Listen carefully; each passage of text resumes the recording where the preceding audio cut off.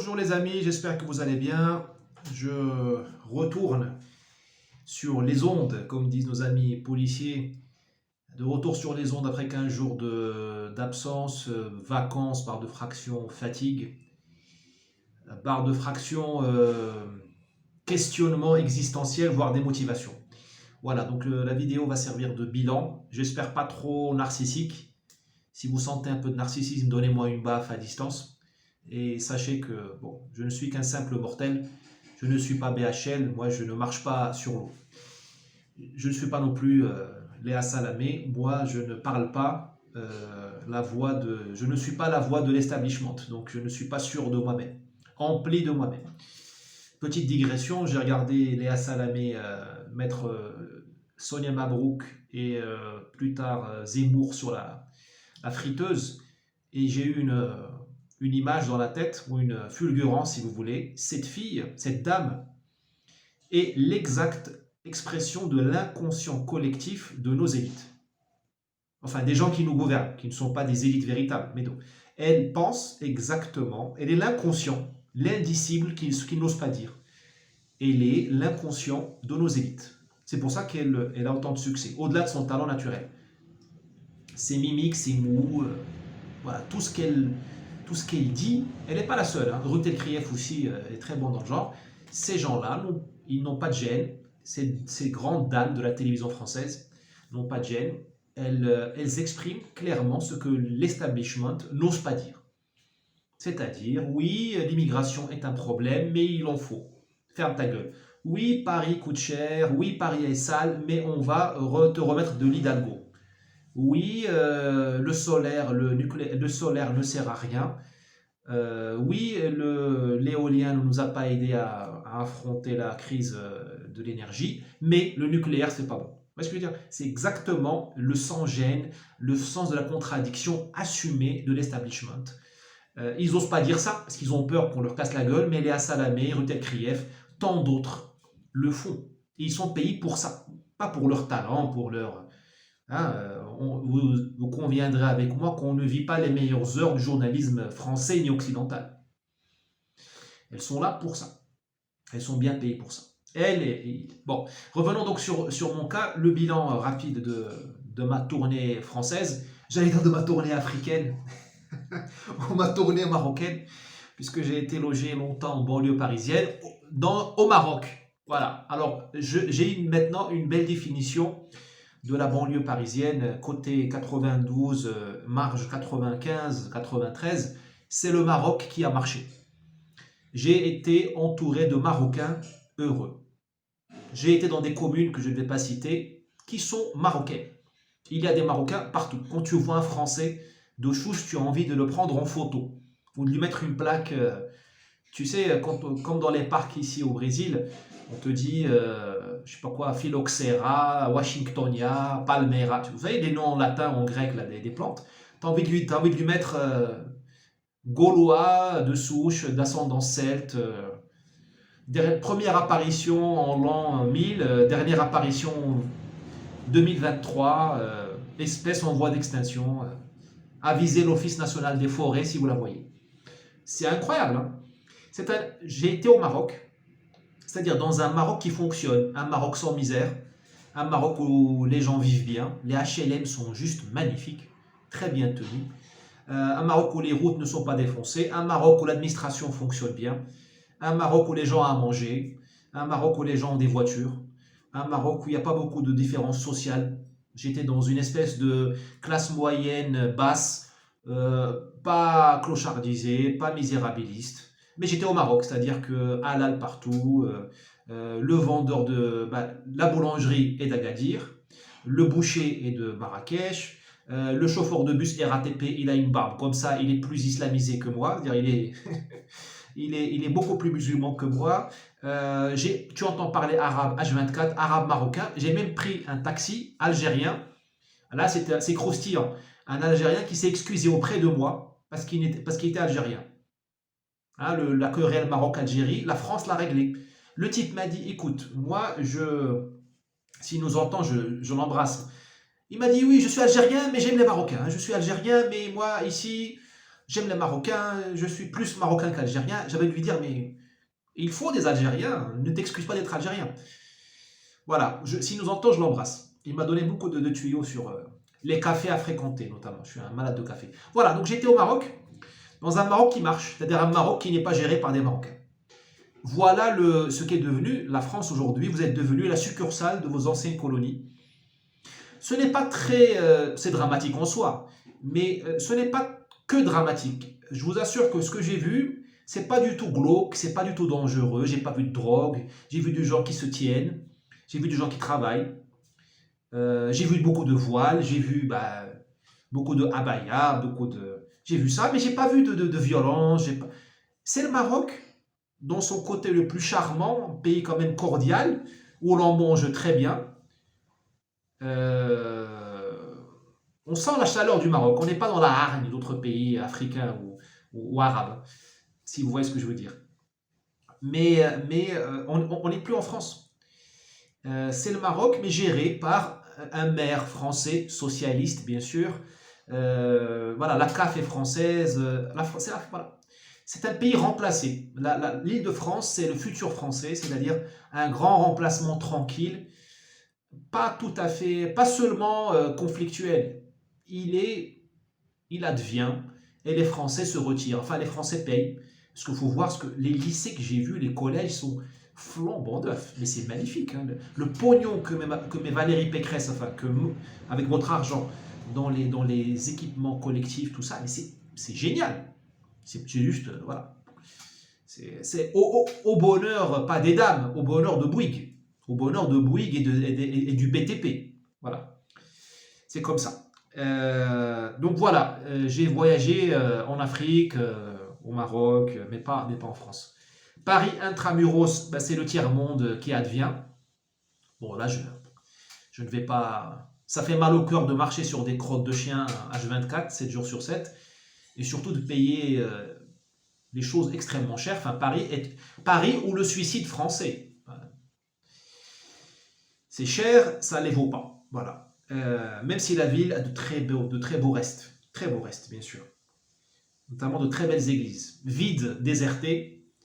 Mais bon, c'est comme ça. Quand je vous parle de l'espèce en voie d'extinction, le catholicisme français est une espèce en voie d'extinction. Écoutez. D'un autre côté, ça nous permet, nous, les rares esthètes, enfin esthètes si vous voulez, c'est un peu prétentieux.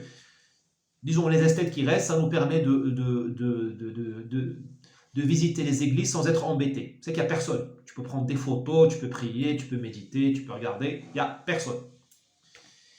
D'ailleurs, je vous invite, je vais ouvrir un peu mon carnet d'adresse, à visiter d'urgence la basilique Sainte-Clotilde, pas très loin de l'Assemblée nationale. C'est juste sublime. Sainte-Clotilde. Paris, ville, là aussi, comment dirais-je, et c'est une ville qui est... je vais regarder si j'ai toujours un peu de son. Ah, je fais une bêtise. Bon, c'est pas grave. C'est une ville qui est prise, qui est une ville qui est internationalisée. C'est-à-dire que chaque square, chaque place, chaque jardin public a son migrant ou ses migrants attitrés. Il n'y a plus d'endroit où tu es tranquille, où tu peux être toi-même et tes pensées, dans un geste un peu rousseauiste. Tu as toujours un migrant quelque part, avec une petite tente ou un truc comme ça. Merci Madame Merkel, merci Madame Hidalgo, les grandes prêtresses du grand remplacement. Refugee welcome, là ils sont welcome. Hein. Bon, Paris est devenu une ville, c'est Babel. C'est fatigant même aujourd'hui Paris parce que tu n'entends plus parler. Avant, tu entendais parler arabe, kabyle, français. Aujourd'hui, l'arabe est devenu une langue minoritaire à Paris. Aujourd'hui, tu entends parler tamoul. Et au coin de la rue, c'est bengalais. L'autre coin de la rue, c'est ourdou. Tu as mal au crâne de vivre dans Paris. Parce qu'une ville, c'est une expérience sensorielle aussi. C'est les crottes de chien, c'est l'odeur de l'urine dans la RATP de M. Castex. Félicitations, M. Castex. Vous disséminez la laideur et l'incompétence partout. Mais aussi, j'ai des photos à l'appui, hein, M. Castex. Et il est encore temps de vous ressaisir. Hein. Je vous donne, comme dirait M. Trump, I will give you 5 minutes to clean your shit unless you are fired. Voilà. Donc, avec mes amitiés, M. Castex. Et c'est une expérience sensorielle, mais c'est aussi, voilà, dedans, il y a ce que tu entends. Dans Paris, tu n'entends plus parler français. J'ai même pas dit parisien avec l'accent parisien, ça c'est une espèce... Le parisien de bas, enfin le parisien d'avant, il est fini, ça c'est fini. Il est remplacé depuis longtemps. Bon, tu ne manges plus français aussi dans Paris. Hein. Tu manges enfin, des burgers, des... Bon. Je vais pas vous faire, hein. On est entre convertis, entre convaincus. Bon, sur mon cas personnel, bon, écoutez, j'ai été très bien reçu partout. Je remercie tous les médias qui m'ont invité. J'ai pu défendre mes écrits, Français ouvrez les yeux, publié chez l'Artilleur en janvier, et une contre-histoire de la colonisation française, également publiée en janvier, cette fois chez Jean-Cyril Godefroy. Les deux livres vendent très bien, on est numéro 1 des ventes sur Amazon dans notre segment. Le livre sur la colonisation est en rupture de stock, c'est dire qu'on a beaucoup vendu. Et il est en cours de réimpression au jour où je tourne cette vidéo. Donc là, on est le mercredi. J'ai été, comme d'habitude, victime, mais je ne suis pas le seul. Et je n'aime pas le mot victime. Les victimes sont les perdants. Je ne suis pas un perdant. Mais j'ai été victime du mur de Berlin. Enfin, je suis sujet au mur de Berlin intellectuel, c'est-à-dire que tous les médias de gauche ne m'ont pas appelé. C'est-à-dire tous les médias de mainstream ne m'ont pas appelé. Aucun média mainstream ne m'a appelé. C'est ce que j'appelle le mur de Berlin. Il y a aujourd'hui un mur de Berlin avec une membrane sanitaire. Si tu es du côté gauche, tu es invité partout. Même si tu es nul, si tu es du côté droit, tu es mort. Tant pis pour France Inter, tant pis pour France Télévisions. C'est dommage parce que mes livres, surtout le livre sur la colonisation, ne sont pas des livres de droite. Mais bon, c'est comme ça. Tant pis aussi pour la droite, pour les chefs des partis de droite qui perdent, qui n'auront jamais le pouvoir. Pour dire les choses très clairement, ils n'auront jamais le pouvoir. Parce qu'ils ne sont pas sur le ring. Avoir 88 députés à l'Assemblée nationale, ce n'est pas être sur le ring. Tu es sur le ring quand tu as des troupes en dehors de l'Assemblée nationale, dans la rue, dans les rédactions, dans les librairies. Or, nos livres sont boycottés bien souvent par les libraires. Certains libraires, quand tu leur parles, quand ils voient ton éditeur, tu as l'impression qu'ils ont vu le sosie de Bin Laden. C'est là. C'est ça qui fait qu'on ne sera jamais au pouvoir, même si Macron, demain, il est expulsé de l'Élysée par les Gilets jaunes version 2, même si on est envahi par Poutine, même si le régime s'effondre, on n'est pas foutu de prendre le pouvoir. Parce que nous n'avons pas de troupes. Nous n'avons pas de troupes. Nos troupes crèvent la dalle. Le meilleur moyen de crever de faim aujourd'hui, c'est d'être un auteur dit de droite. Tu n'as pas de grands éditeurs pour te publier. Tu es boycotté par une partie des libraires. D'ailleurs, je salue les libraires qui ont le courage de nous laisser travailler, de nous laisser atteindre leur public. Je les salue. Tu n'es invité nulle part, enfin, pas dans le média mainstream. Tu vis chichement. Moi, j'ai vécu dans des Airbnb assez miteux, pour vous dire la vérité. Voilà, et tu es abandonné. Et tu vois les patrons de la droite se pavaner sur LCI. Attends, mais mon gars, madame, parce que dans le cas de Marine, vous ne servez à rien. Parce que vous ne défendez pas vos troupes. À quoi on reconnaît un chef? Il obtient la victoire, ou en tout cas, il est toujours tendu vers la victoire. Il s'organise, il t'organise pour atteindre la victoire. Et il défend ses troupes. Or, à quoi sert le patron de LR? À quoi sert le patron de RN? À rien. Vous ne défendez pas vos troupes. Moi, je ne suis pas encarté chez LR, chez RN, ni chez la Conquête. Mais, de facto, bien malgré moi, parfois, nous sommes déclarés de droite. Eh bien, nos chefs font semblant qu'ils sont égaux aux autres. Or, le patron de LR, je sais pas qui c'est maintenant et je m'en fiche, parce qu'il ne sert à rien, il est moins important que le patron des écolos. N'importe quel écologique fanatique, hurluberlu, illuminé, a plus de pouvoir d'influence que le patron du RN. N'importe quel abruti d'extrême gauche a plus d'entre-gens que le patron de LR.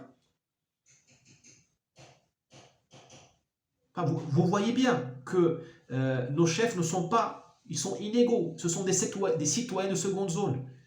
Or, qui va lutter pour des citoyens de seconde zone? C'est pour ça qu'ils ne gagnent pas le pouvoir. C'est pour ça qu'ils ne conquièrent pas le pouvoir. Une des raisons, c'est qu'ils acceptent leur dimitude, leur soumission. Ils sont soumis à un système médiatique qui les humilie en permanence. Enfin, moi, je suis Laurent Wauquiez ou Ciotti. Moi, je ne mets pas les pieds chez Rutel Krief. Si 10 auteurs, influenceurs de ma galaxie ne sont pas chez elle. Et puis quoi encore? Est-ce que nous, on pense moins bien que les abrutis qui roulent en trottinette, mangent des insectes ou veulent défendre la copulation des insectes dans le métro parisien ou défendre les rats? J'ai vu qu'il y avait des mecs qui défendaient des rats, là, qui ont fait une manif pour défendre des rats. La vie sexuelle des rats dans Paris. Mais ces mecs-là, ils sont plus forts que nous. Parce que nos chefs ne le défendent pas. Je m'excuse si je suis un peu véhément. Hein. Alors, le message est directement orienté à RN, LR, tout ça. Reconquête, on verra. J'espère que ils se mettront aussi à défendre leurs troupes. Parce que ça ne sert à rien d'être toi très fort, d'avoir raison, si tu ne défends pas tes troupes. Enfin, moi, prenez-le comme un message de quelqu'un qui vient d'une culture tribale. Nous, les Maghrébins, nous sommes les Nord-Africains. J'aime pas le terme maghrébin. Je vous dirai pourquoi une autre fois. Nous, les Nord-Africains, nous sommes tribaux. Nous défendons le seigneur de la guerre, notre seigneur de guerre, le Qaïd. Nous avons besoin d'un Qaïd. Prenez-le de quelqu'un qui a besoin d'un Qaïd, d'un chef. Un chef est là pour te défendre, sinon tu t'en cherches un autre, ou tu ne te bats pas. Pourquoi n'importe quel abruti d'extrême gauche se bat? Parce qu'il sait qu'il est chez France Inter quand il le veut. Il sait que son chef, Jean-Luc Mélenchon, défend, oblige, obtient que Rutel Krief invite cette tendance. Il sait que Gallimard, Grasset vont publier des auteurs de cette tendance, nonobstant leur talent. Vous voyez ce que je veux dire? Et ça, c'est un message qu'il faut bien que nos chefs de droite comprennent. La lutte culturelle, c'est bien, mais il faut aussi qu'elle advienne. Parce qu'ils ont tous à la bouche, ah, le gramscisme. Mais attendez les mecs, mais défendez-nous. Nous, on fait le job. Bon, donc dernier point sur ce bilan. Je vais reformuler le canal, les buts de guerre du canal, parce que à l'évidence, il y a quelque chose que je fais qui ne fonctionne pas, que nous faisons qui ne fonctionne pas. Quand je dis nous, je dis nos milieux.